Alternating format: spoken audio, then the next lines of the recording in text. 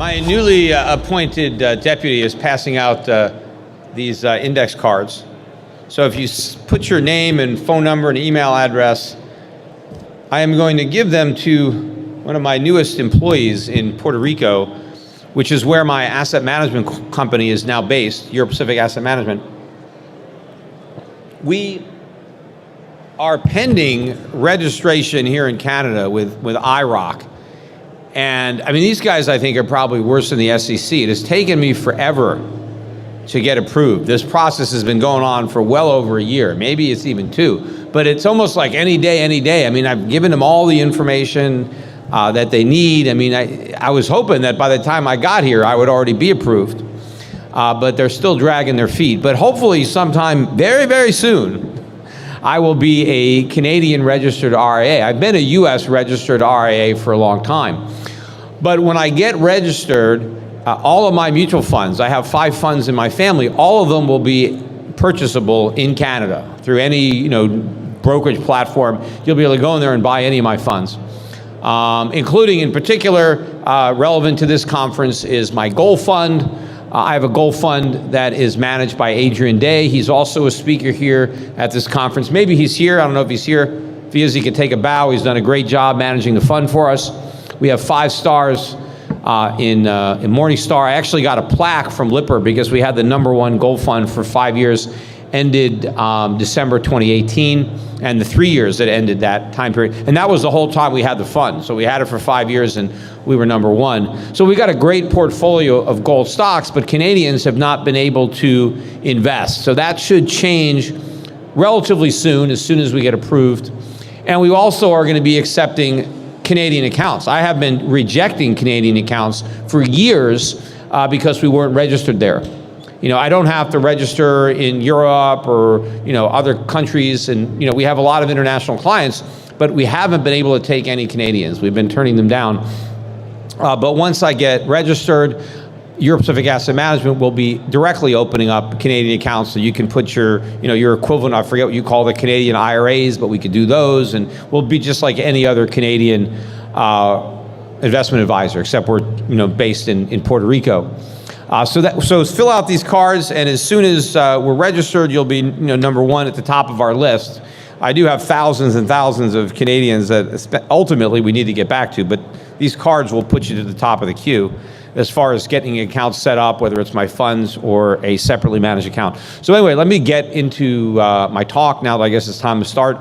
And I will collect these when the talk is over. If you have questions though for me, save them for tomorrow. I'll be at my booth. Actually, it's the Gold Money and Monet booth. I'll be there most of the day. I haven't had anything to eat today other than breakfast, and I want to go and watch the rest of the football game. So I don't want to hang around, but I'll be here all day tomorrow. I have a panel in the morning, and then I have like a closing panel at the end of the day. So I'll be at that Monet Gold Money booth so I can answer any questions, and I'll try to collect these cards though when I'm finished talking, but if I forget to take it, just drop it by the booth.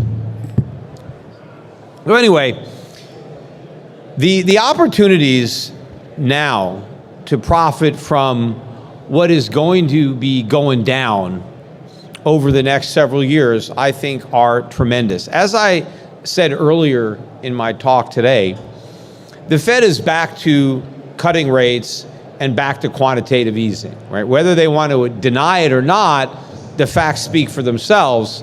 They're doing quantitative easing again. And they're not doing it again because it worked so well the last time. They're doing it again because it failed. If it worked, they wouldn't have to do it again. But the reason it failed is because it was inevitable, right? If you are a drug addict, the solution to the problem is not to take more drugs. There's no way that you're going to kick the habit by taking even more of the drugs that you're addicted to. But that's exactly what the central banks did. We had a debt problem because we had too much debt and interest rates were too low. And the government solution was, well, let's go deeper into debt by keeping rates even lower. So they took an addict and they increased the level of the addiction. And what the key was, and the reason that the last decade or more, or not quite more, maybe 5 to 10 years, the reason that they played out the way they did, and of course, looking back on the last 10 years, most people probably wouldn't have thought that it would go this way back in 2010. That the US dollar, that the US stock market would be the best place to be in the aftermath of the 2008 financial crisis. But with the benefit of hindsight, it was. But the key was the belief, the widely held belief, that the central bank's policies, particularly the Fed's policy, actually worked. And that people like me, who were warning about inflation, warning about the dangers of quantitative easing and artificially low interest rates, that we had been completely discredited and completely proven wrong. That everything was fine, that the economy was in great shape thanks to the Fed, and that removing the accommodation was just a done deal, right? All we had to do was normalize interest rates, shrink the balance sheet, and everything was going to be great. That's what everybody believed. And it was that belief, that perception, that kept everything going. Well, that belief was shattered. Everybody is now coming to the conclusion that we're in this for the duration, that the Federal Reserve is going to be doing QE excuse me, indefinitely, and that interest rates are never going to return to normal, that they are going to be artificially low forever. And that is impossible. That can't happen. Now, right now, the markets are not really coming to terms with that. They just think, well, it's okay, right? QE was good for the markets. It was good for the economy. Artificially low interest rates have been good, so it'll be good in the future. The only reason that it appeared that it was good was because it was believed that it was temporary and reversible.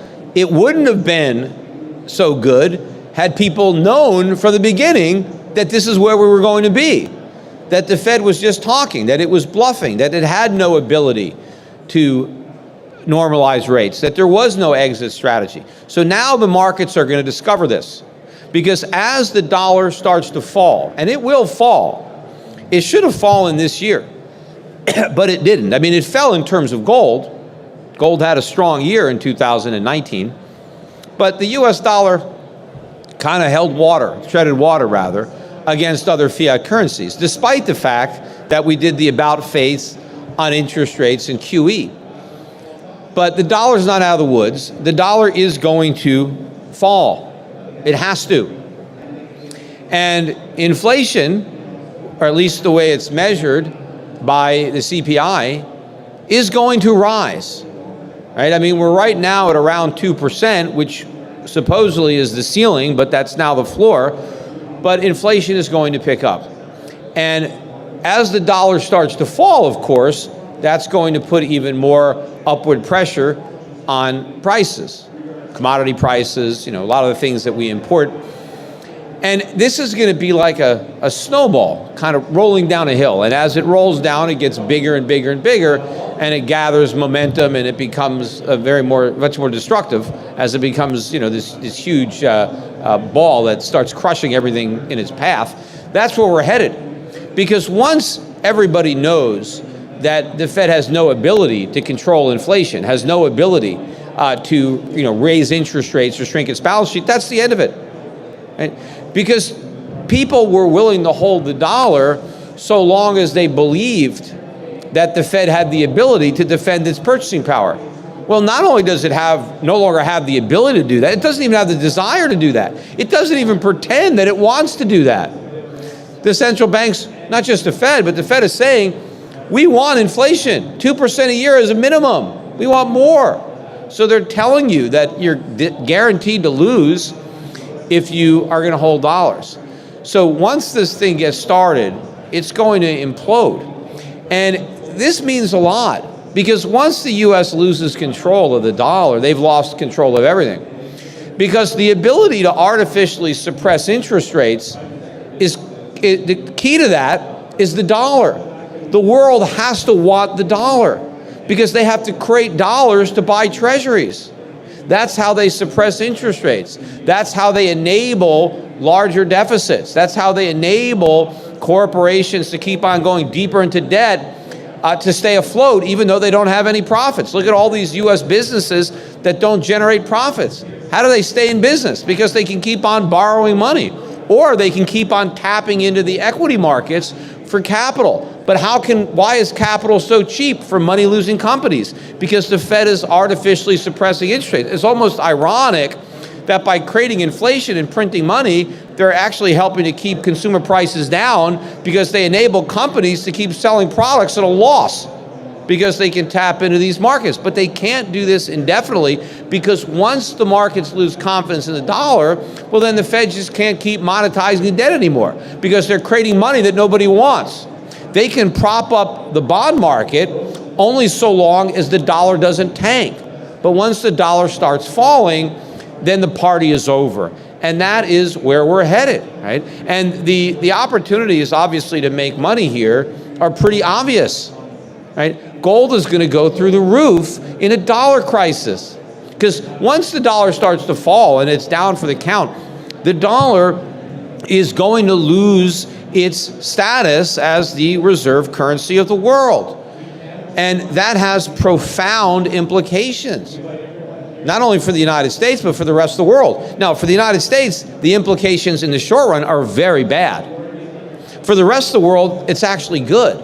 It may be a little disruptive, but it's actually a good thing, because America has benefited from this status to the detriment of everybody else, because we've been able to live beyond our means, and that means the world has made that possible by subsidizing excess U.S. consumption and excess U.S. borrowing. So this whole thing is going to come to an end as the dollar starts to fall. And of course, as I mentioned earlier, it's happening at a very bad time politically.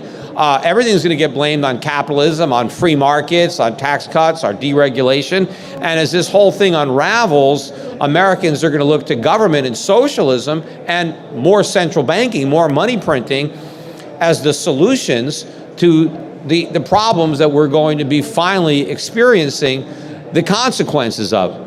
And I think it's also interesting, if you look at the markets, right? The price of gold, since it bottomed out in December of 2015, price of gold is up by 50% in the last 4 years. 50% gain in the price of gold.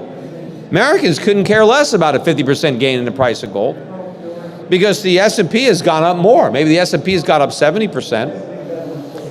But if you look at all the other foreign markets, they haven't done 50% in the last 4 years. The US market has. But gold has beaten just about every other stock market. Also, if you look at the price of gold, even though the price of gold has moved up 50% in US dollars, it's not at a record high in US dollars. But it's at a record high in just about every other currency. It's at a record high in Canadian dollars. That's why if you look at sales, the Perth Mint has a physical gold business. And they just had a record year in 2019. Sold more physical gold coins than they've ever sold. The US Mint just had a record year in the other direction. They had the worst year they've ever had. So the whole world is buying gold except for Americans.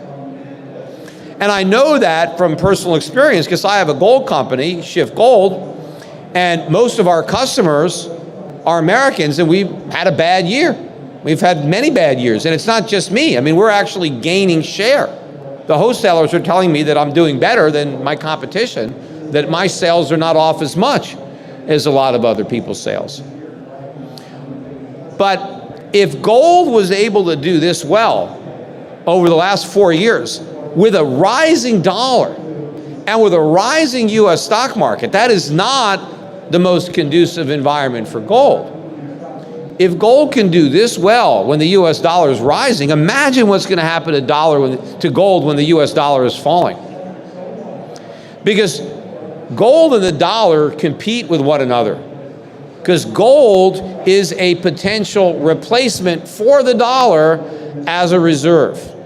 And when a lot of people start to think about this whole idea of the dollar losing its reserve currency status, they always think in terms of, well, what currency could take its place? And then they just assume that the dollar is going to reign supreme forever. Because it can't They can't imagine the euro replacing the dollar with all the problems in the Eurozone. They can't imagine it's going to be the yen with all the problems in Japan, or the Chinese RMB with all the problems there. So what else could it be, right? Well, they're overlooking the obvious choice, and that is gold.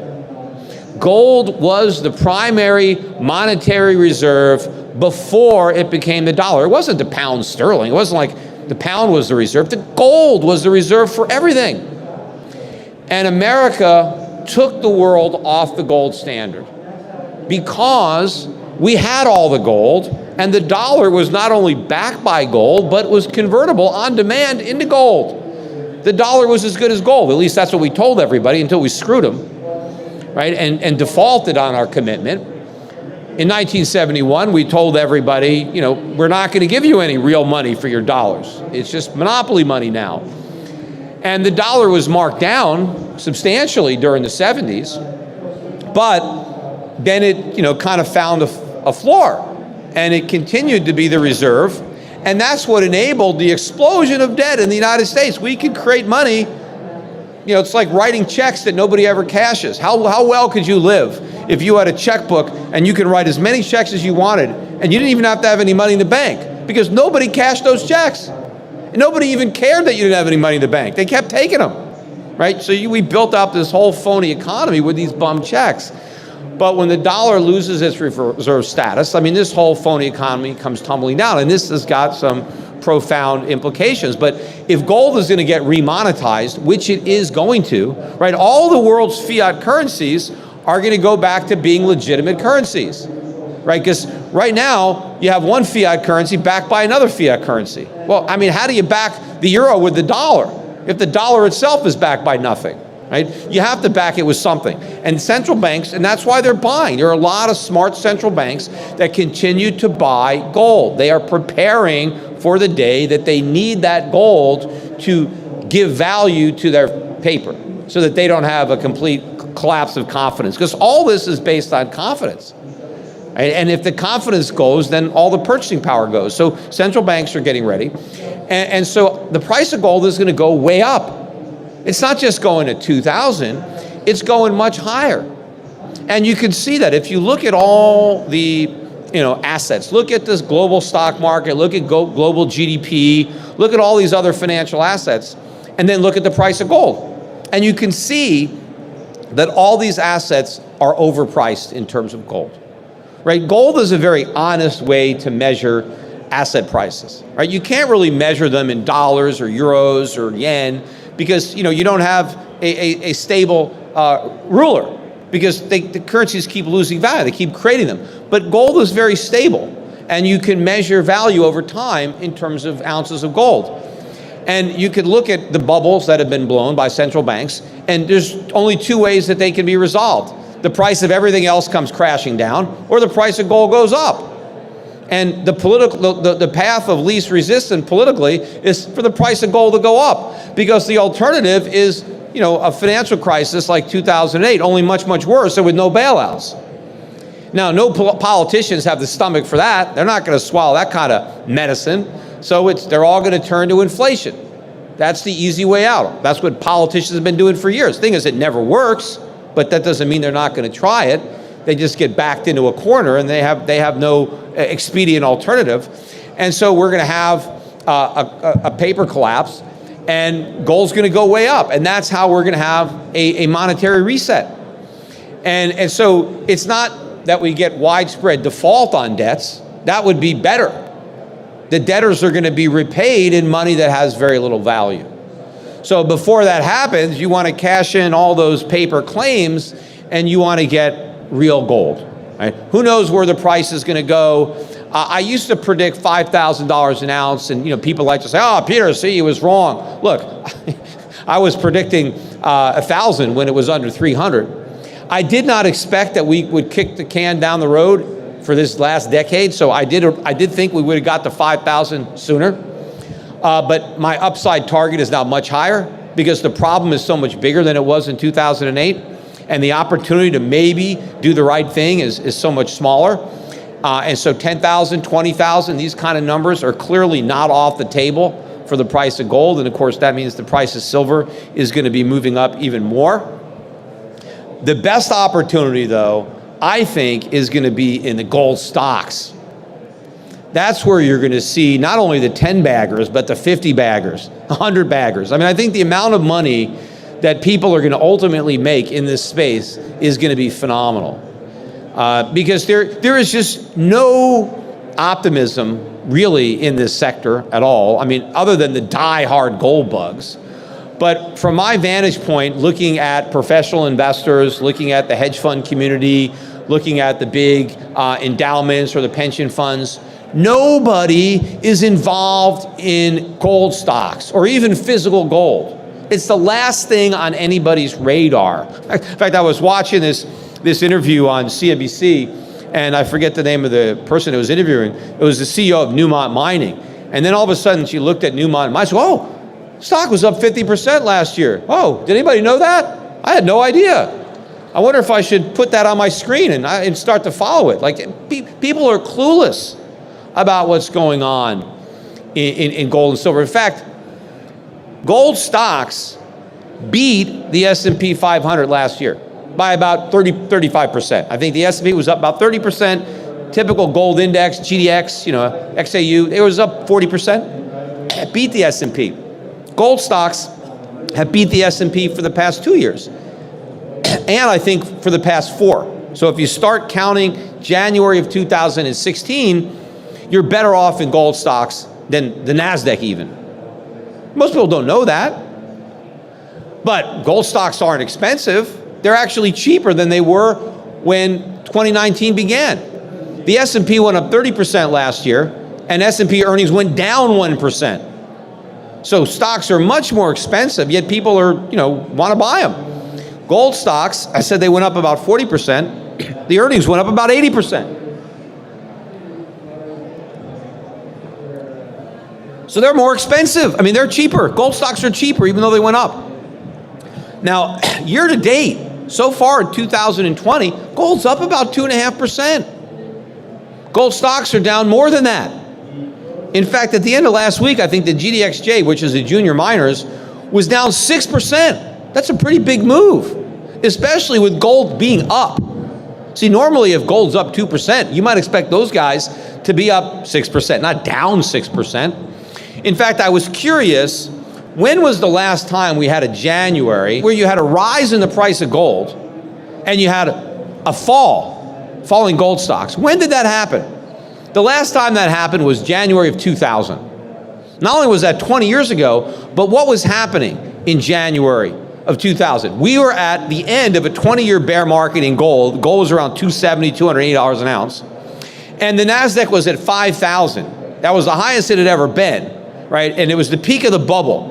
And in the next 2 years, the NASDAQ went down by 80%, and gold stocks started a 10-year run where they went up 10 times. And even today, 20 years later, the NASDAQ was at 5,000 in 2000. It's at 9,000 today. It's up by 80%. Gold is up more than 5-fold since that point in time. But the reason I think it's significant is because you have to go back to January of 2000 to find the same type of mentality where even though gold is going up and even though gold has done so well the last few years, people are still selling off the miners and nobody is buying these stocks. So I think we have a tremendous opportunity before people wake up and contemplate the significance of what just happened with the Fed and this reversal, and to understand what it means for the dollar, what it means for the bond market, what it means for the U.S. economy. And it has very negative implications there, but it has extremely positive implications for gold and gold miners. So anyway, I know I'm out of time. Again, fill out the cards. We have separately managed accounts that we're going to be running for Canadians, where I invest in not only gold mining stocks, but all sorts of dividend-paying stocks all around the world that I think are going to be a refuge from this crisis. Nations that I think are better positioned to weather the storm and prosper as you see this massive transition away from the U.S.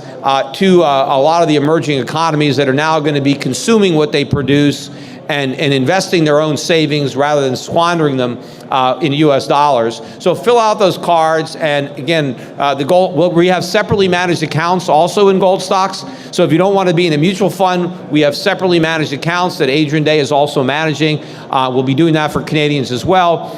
And anyway, thanks everybody. I'm going to collect the cards. And remember, tomorrow I will be at the Gold Money and the Monet booth. By the way, if you want to check out my Gold Money cufflinks, these I bought from Monet, rather. These are my 24-karat gold cufflinks, which have done very, very well. Since I bought them, I could sell them for more than I paid for them. And meanwhile, I got a lot of use out of them. But you can check them out at my booth. Thanks.